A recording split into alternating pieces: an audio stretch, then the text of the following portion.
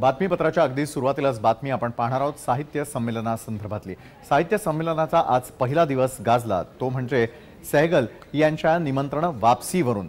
यावरून अनेक वादविवाद सुरू असताना आजच्या पहिल्या दिवशी मात्र याच संपूर्ण घटनेवरती सर्वांनी आपापली मतं व्यक्त केलेली आहे। मराठी साहित्य क्षेत्राला सर्वात मोठा सोहळा समजला जाणाऱ्या अखिल भारतीय मराठी साहित्य संमेलनाला आज यवतमाळ इथं सुरुवात करण्यात आली। हे 92वे साहित्य संमेलन असून यवतमाळ इथं 45 वर्षांनंतर हे उद्घाटन होतं। 3 दिवस हे संमेलन चालणार आहे। ग्रंथदिंडीने या सोहळ्याला सुरुवात झाली। दिंडीमध्ये महाराष्ट्रातील विविधतेनं नटलेल्या परंपरेचा नजराणा पाहायला मिळाला। संमेलनाच्या उद्घाटन सोहळ्याला अनेक मान्यवरांची उपस्थिती होती। शिक्षण मंत्री विनोद तावडे आणि त्याचबरोबर अनेकांची उपस्थिती देखील यावेळेला आवर्जून होती। माजी संमेलनाध्यक्ष लक्ष्मीकांत देशमुख, पालकमंत्री मदन येरावर उपस्थित होते। यावेळी भाषणादरम्यान माजी संमेलनाध्यक्ष लक्ष्मीकांत देशमुख यांच्याबरोबरच शिक्षण मंत्री विनोद तावडे आणि यावर्षीच्या संमेलनाध्यक्षा अरुणा ढेरेंनी सुद्धा नयनतारा सहगल यांचं निमंत्रण रद्द करण्यावरून नाराजी व्यक्त केली। नयनतारा सहगलांचं निमंत्रण रद्द करणं हा प्रकार अनुचित असल्याचं या तीनही मान्यवरांकडून सांगण्यात आलं। पाहुयात नेमक्या त्यांनी काय प्रतिक्रिया दिल्यात। मराठी माणसांच्या वतीने आपण त्यांना निमंत्रण दिलं होतं, पण अत्यंत अनुचित पद्धतीने आपण त्यांना पाठवलेलं निमंत्रणच रद्द केलं। अतिशय नामुष्कीची आणि खरोखर निषेध करण्याची ही गोष्ट आहे। आपल्या घरातल्या एखाद्या मंगल कार्यासाठी आपण एखाद्या मान्यवराकडे जावं किंवा एखाद्या प्रतिष्ठित नाटकाकडे जावं आणि निमंत्रण पत्रिका देऊन अगत्य येण्याचे करावे असं म्हणावं आणि नंतर त्यांना तुम्ही येऊ नका असा जाऊन निरोप सांगावा, ही खरोखर खेदाची गोष्ट आहे। संयोजकांच्याकडून ती गंभीर चूक घडली यात शंकाच नाही। संमेलन हे सध्याच्या परिस्थितीत सतत साहित्यबाह्य शक्तींच्या ताब्यात जाण्याचा धोका स्पष्ट असताना अशासारखी जोखीम पुरेशा समजशक्तीनंच उचलली पाहिजे, ही काळाची गरज संयोजकांना ओळखता आली नाही। झुंडशाहीच्या बळावर जर कोणी आपल्याला भयभीत करत असेल तर आपण केवळ नमतं घेऊन टीकेचे धनी होण्याचा मार्ग स्वीकारणार आहोत का? त्या नयनतारा सहगल या खऱ्या अर्थाने माझ्या मते कलावंत व लेखकाच्या धीरोदात्त असा तेजस्वी आणि नैतिक आवाज आहे। त्या बाणीदारपणे कराडच्या साहित्य संमेलनात ज्याप्रमाणे आणीबाणीबाबत भाष्य करणाऱ्या आपल्या दुर्गाबाई बागू होत्या, त्यांच्या त्या सख्या सहोदर भगिनी शोभतात। नयनतारा सहगलला दिलं निमंत्रण कारण काही जरी असले, आपण ते परत मागे घेतलं हे खरे आपली परंपरा नाही। पाहुण्याला बोलवायच्या नंतर तुम्ही येऊ नका म्हणायचं हे काही फारसं ठीक झालं। एका अर्थानं आपण दबावाबळी पडलो आहोत, झुंडशाहीमुळे आपण नमतं घेतलेलं आहोत। हा भीरूपणा मला चिंतित करतो, त्यामुळे उदास आहे, चिंतित आहे, त्याहून प्रक्षुब्ध आहे। मी साहित्य संमेलनामध्ये ज्या गोष्टी व्हायला नको आणि त्या गोष्टी मला असं वाटतं की ज्या झाल्या आणि त्यातून जो सगळा चर्चा झाली, वेगवेगळी मतं मांडली गेली आणि या सगळ्या मतं मांडणीच्या नंतर मला वाटतं सहगलताईंना निमंत्रण देऊन रद्द करणं हे शासनाला सुद्धा आवडलेलं नाही। सहगल यांचं अभिव्यक्ती स्वातंत्र्यावर मत व्यक्त करणं हे अतिशय सन्मानजनक आहे, कारण त्यांच्या मामे बहिणीने लावलेल्या आणीबाणीला त्यांनी विरोध केला होता आणि अशा व्यक्तीचा सन्मान हा आमच्याही मनात आहे आणि म्हणून खरंच सांगतो प्रामाणिकपणे आमचा यात काही संबंध नाही। या वर्षीच्या अखिल भारतीय मराठी संमेलनाचं जे आहे ते उद्घाटन मात्र अनोख्या पद्धतीने यावेळेला करण्यात आलेलं होतं। आत्महत्याग्रस्त कुटुंबामधील वैशाली येडे यांच्या हस्ते या संमेलनाचं उद्घाटन करण्यात आलं। कर्जबाजारीपणामुळे आत्महत्या केलेल्या शेतकऱ्याची पत्नी वैशाली येडे यांच्या हस्ते उद्घाटन पार पडलं। यावेळी त्यांनी आमच्यावरती आलेलं वैधव्य व्यवस्थेनं लादलेलं आहे असे खडे बोल सुनावले। एकदा नवरा गेला तर साऱ्या गावाला येथे बाई संधी वाटते, धन वाटते। जुन्या काळापासून गोधन आणि स्त्री पण धनच वाटत आली आहे। आमच्या वाटेला आलेले हे पांढरं कपाळ असं निसर्गाच्या नियमानं आलेलं नाही, सटवाईनं नाही लिहिलं हे विधवा पण आमच्या कपाळावर जग रहाटीनं लादलं गेलं आहे। नैसर्गिक नाही हे दुःख, व्यवस्थेनं आमच्या नवऱ्याचा बळी घेतला आहे आणि तो तर मेलाच, पण आमच्या चित्त असण्याचा कोणी विचारही नाही करत, म्हणून मग आम्ही तेरवं मांडलं.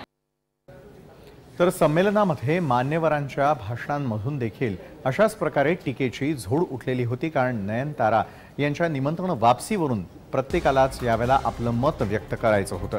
पूर्ण समारंभामध्ये देखील अनेक घटनांमध्ये आयोजकांचा निषेध व्यक्त करण्यात आला. नयनतारा सहगल यांच्या भाषणाच्या प्रतींचं वितरण प्रकाशकांनी केलं, मात्र या प्रती तत्काळ जप्त करण्यात आल्या. इतकंच नाही तर या ठिकाणी अनेक उपस्थित महिलांनी नयनतारा सहगल यांचे मास्क लावले होते. त्यांनाही पोलिसांनी तत्काळ संमेलन स्थळावरून दूर हटवलं. तर काँग्रेसनं निषेध म्हणून संमेलन स्थळाच्या बाजूला धरणे आंदोलन केलं. साहित्य संमेलनाला आलेल्या सर्व साहित्यिकांचे यवतमाळमध्ये स्वागत आहे, मात्र नयनतारा सहगल यांच्या प्रकरणाबाबत आयोजक आणि सरकारचा आम्ही निषेध करतो अशी भूमिका काँग्रेसनं घेतली. तर विनोद तावडेंच्या भाषणादरम्यानही गोंधळ करण्यात आला. अमरावतीमध्ये शिक्षण मंत्री विनोद तावडेंनी पत्रकार विद्यार्थ्यांबाबत केलेल्या आक्षेपार्ह विधानाविरोधात उपस्थितांनी गोंधळ केला.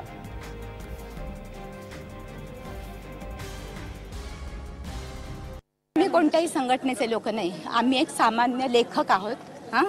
आणि अरुणाताईंचे खूप चाहती माणसं आहोत आम्ही, म्हणून आम्ही आलोय. एक गोष्ट, नयनतारांचे आम्ही समर्थक किंवा म्हणजे कुणाचे समर्थक म्हणून आम्ही आलेलो नाही. आम्ही एका लेखनाच्या आणि सृजनाचे आम्ही भोगते आहोत म्हणून आलोय. आणखीन या सगळ्या पार्श्वभूमीवर नयनतारांसारख्या एका चांगल्या प्रतिभावंत लेखिकेचं निमंत्रण जेव्हा नाकारलं गेलं, आपली ही मराठी संस्कृती नव्हे, आपण साधं वाढदिवसाचं निमंत्रण सुद्धा आपण परत घेत नाही आणि ही आपली संस्कृती नाही आहे निमंत्रण परत घेणं. ही गोष्ट लेखक म्हणून आम्हाला सगळ्यांना खूप लागलेली आहे. ह्यासाठी आम्ही फक्त एक आमचा मूकपणे एक आमची नाराजी दाखवण्यासाठी आम्ही फक्त मास्क वगैरे केले. अखिल भारतीय मराठी साहित्य संमेलनामध्ये टीकेची झोड जरी सुरू असली आणि वादांची मालिका जरी सुरू असली तरी देखील यवतमाळकरांनी मात्र तिथे आलेल्या सर्व लेखकांचं आणि मंडळींचं स्वागतही केलेलं आहे. उद्घाटनापूर्वी काढण्यात आलेल्या ग्रंथदिंडीमध्ये विद्यार्थ्यांचाही उत्साह पाहण्याजोगा होता. वेगवेगळ्या प्रकारची वेशभूषा करून विद्यार्थी यामध्ये सहभागी झाले होते. त्यांच्याशी गप्पा मारलेल्या आमचे प्रतिनिधी अभय देशमुख यांनी. 92व्या अखिल भारतीय मराठी साहित्य संमेलनाच्या ग्रंथदिंडीला सुरुवात झालेली आहे. उत्साहामध्ये ही ग्रंथदिंडी सुरू झालेली आहे. अनेक शाळांचे चित्ररथ या ग्रंथदिंडीमध्ये सहभागी झालेले आहेत. आपल्यासोबत असंच एक चित्ररथ आहे ज्यामध्ये या विद्यार्थ्यांनी वेगवेगळे संदेश दिलेले आहेत. या साहित्य संमेलनाचा एक वेगळा विषय असं सांगता येईल की या साहित्याच्या व्यासपीठावरून समाजाला एक संदेश देण्याचा प्रयत्न करण्यात येतो. काय सांगशील, काय संदेश तुम्ही या चित्ररथातून दिलाय? यांनी असं कळतं की सगळ्यांना जुने जे असतात असे कार्यक्रम ते सगळ्यांनी पाहायला हवेत आणि पुस्तकं वाचायला हवेत. मोठ्या लेखकांनी जे लेख लिहिलेले आहेत त्यांनी आपल्याला खूप आनंद आणि उत्सुकता मिळते वाचण्याची, तर ते वाचा आणि या साहित्य संमेलनाचा भाग बना. काय सांगशील तू, काय संदेश दिलेला आहे आणि कशा पद्धतीनं तू या साहित्य संमेलनाचा आनंद घेणार आहेस? मी तर असं साहित्य संमेलन, आता तुम्ही पाहताच माझा वेशभूषक असा आहे. मी इथे नारायण बनलेलो आहे. आता हे साहित्य संमेलन जसे की 3 दिवस चालणार आहे, तर आमची या साहित्य संमेलनाची सुरुवात झालेलीच आहे इकडून. तर आम्ही आता पाहू, चांगला व्हायला पाहिजे हा साहित्य संमेलन. यवतमाळ मधल्या विद्यार्थ्यांची इच्छा आहे की हे साहित्य संमेलन चांगल्या पद्धतीनं पार पडावं. या साहित्य संमेलनामधून वेगळा संदेश सर्वदूर पोहोचावा. कॅमेरामन राजेंद्रसह अभयकुमार देशमुख, जय महाराष्ट्र न्यूज, यवतमाळ. आणि आता थेट जाणार आहोत यवतमाळ. या ठिकाणी आमचे प्रतिनिधी अभय देशमुख आपल्याबरोबर जोडले गेलेले आहेत. संमेलन स्थळावरती अभय, अनेकांची भाषणं झाली, त्यानंतर मात्र सर्वसामान्य यवतमाळकरांच्या नेमक्या काय प्रतिक्रिया आहेत?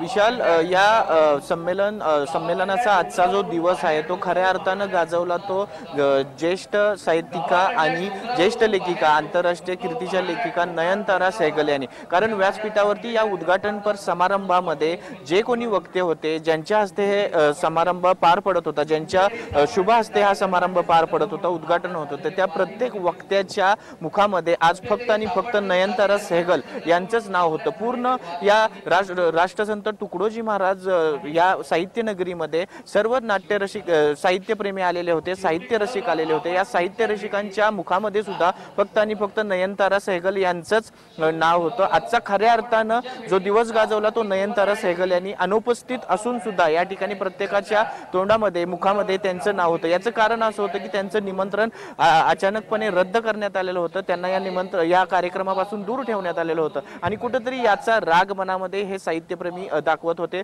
वेगवेगळ्या घोषणा देखील त्या ठिकाणी देण्यात आलेल्या होत्या। काही महिला तर या नयनतारांना पाठिंबा देण्यासाठी या संमेलन स्थळावरती त्यांचा मास्क देखील घालून आलेल्या होत्या आणि काहींनी तर त्यांच्या भाषणाच्या प्रती देखील वाटलेल्या होत्या आणि त्यामुळं आजचा दिवस हा खऱ्या अर्थानं पहिला दिवस हा नयनतारा सहगल यांचा होता। मान्यवरांनी व्यासपीठावरून या सर्व प्रकरणाची नाराजी व्यक्त केली। मावळते अध्यक्ष लक्ष्मीकांत देशमुख असतील किंवा या सध्याच्या अध्यक्षा अरुणाताई ढेरे असतील, यांनी आत्ता या व्यासपीठावरून नयनतारा सहगल यांना आपण न बोलवून एक प्रकारे न बोलवणं हे निंदनीयच आहे आणि खेद व्यक्त सुद्धा केलेला आहे। कुठेतरी आपण सुद्धा या पापामध्ये सहभागी झालो कळत नकळत, असं देखील मावळते अध्यक्षाने केलं। एकूण या व्यासपीठावरून झुंडशाहीला न जुमानता व्यक्ती स्वातंत्र्याचा विचार करून, साहित्यिकांचा विचार करून झुंडशाहीला विरोध करण्याचीच भावना या व्यासपीठावर निर्माण झालेली होती आणि आजचा दिवस हा जरी दिवसभरापासून आतापर्यंत उत्साहाचं वातावरण यवतमाळ नगरीमध्ये असलं तरी सुद्धा आजचा दिवस या वादाला सुरुवात झाल्यानंतरचा जो दिवस होता तो दिवस आज नयनतारा सहगल यांनी गाजवला असं म्हणता येईल। नक्कीच धन्यवाद आपण दिलेल्या सविस्तर माहितीसाठी। वेळोवेळी या संमेलनासंदर्भातले अपडेट्स आम्ही तुमच्याकडून घेत राहणार आहोतच।